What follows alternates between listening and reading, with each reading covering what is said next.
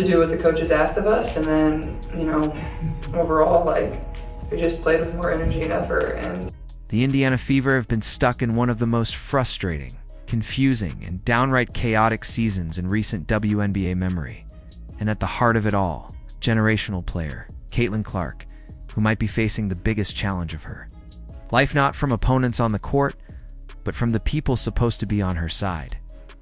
Now, let's get something straight.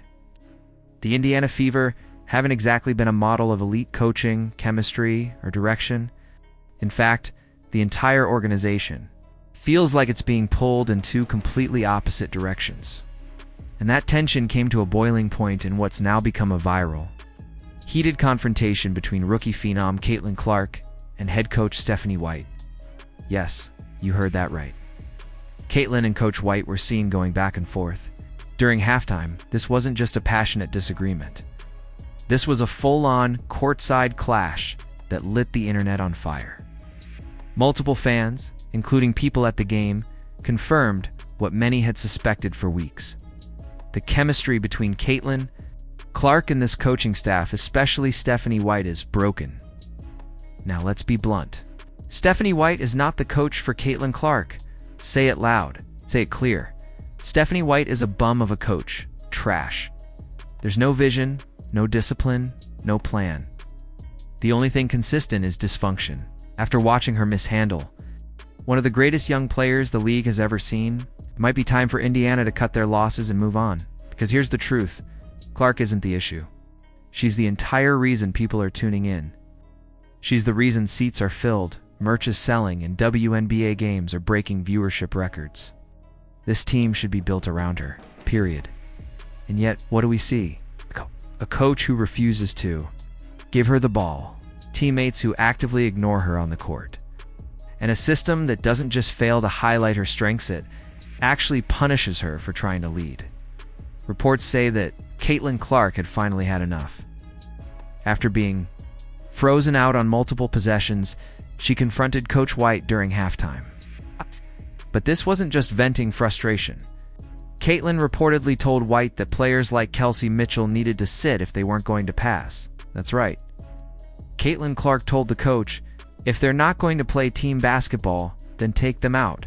And honestly, she was right, because what we witnessed in that game was not just bad basketball, it was intentional sabotage.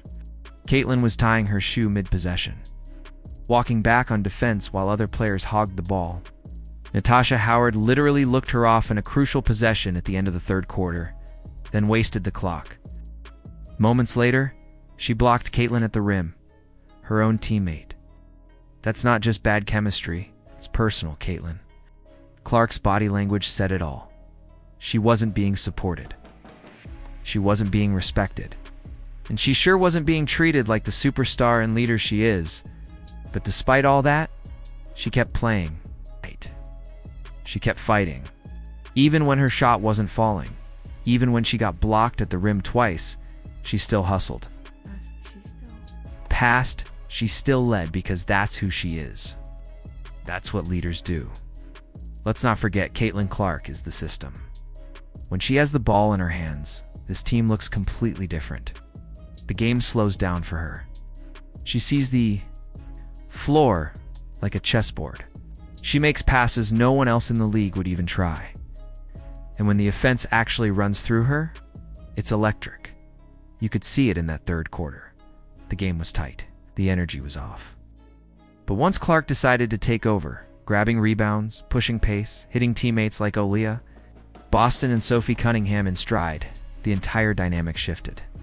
Within 6 minutes, the Fever turned a 4-point game into a 17-point lead. Just like that. That's not luck. That's Caitlin Clark basketball. But here's the real issue. She's doing all that in spite of the system, not because of it. Coach Stephanie White has installed an offense that looks confused, disjointed, and completely out of sync. 1 minute, it's ball movement and pace. The next, it's isolation, hero ball, and contested mid-range jumpers. You've got Caitlin trying to run a modern pace and space, team-first system. And then you've got Kelsey Mitchell dribbling the air out of the ball, jacking up contested twos, and breaking the rhythm. Yeah, she might score 20, but how? Off chaos. Off randomness. Off broken plays that aren't sustainable. That's not a system. That's desperation basketball. And the worst part? The players are ignoring Clark not just in strategy, but in spirit. When Natasha Howard looked her off and then helped block her shot at the rim, it sent a message: we don't trust you. It's not just basketball. That's sabotage. That's jealousy. That's ego. But through it all, Clark kept her composure. That's what makes her different. That's what makes her special. She's not here for drama. She's not here to chase empty stats or play favorites. She's here to win. And when the Fever let her lead, they do win. But the question is, will the Fever finally let her? Right now, the locker room is divided. Players like Sophie Cunningham understand Clark's game. They move off the ball. They make space. They hustle. And they benefit from Clark's vision. Others, they seem more interested in doing their own thing, padding stats, playing hero ball, or proving they're the star. And all this while, the coaching staff stands by, silent. No accountability. No adjustments. No identity. What's the plan here? Build around Caitlin, or continue pretending like she's just another rookie? You can't have it both ways. And every minute you spend trying to balance two systems is a minute wasted. You're wasting Clark's talent. You're wasting momentum. You're wasting the entire franchise's future. Let's be honest. Clark isn't just another player. A phenomenon. She's the girl next door who became a national treasure. She lit up college basketball like no one before her and brought the WNBA into living rooms across America. People don't just like watching her. They care about her. They're invested in her journey. And now, in the pros, she's not just playing. She's battling teammates who won't run the floor, battling coaches who won't adjust, battling a system that refuses to evolve. And yet she keeps going. This isn't just one bad game. This isn't just one argument. This is the slow unraveling of a franchise that refuses to get out of its own way. Caitlin Clark wants structure. She wants accountability. She wants a team that shares the ball, defends together, and fights for every possession. Is that too much to ask? Apparently, for some players and coaches, it is.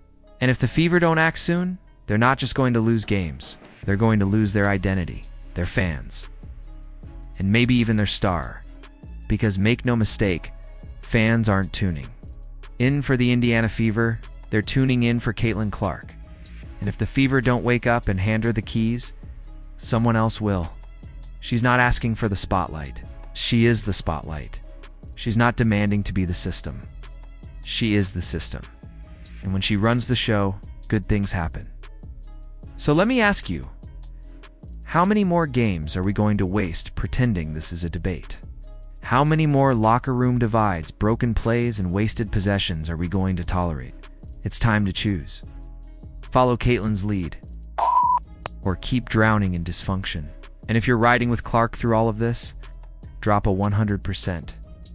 In the comments right now, let the world know we see it.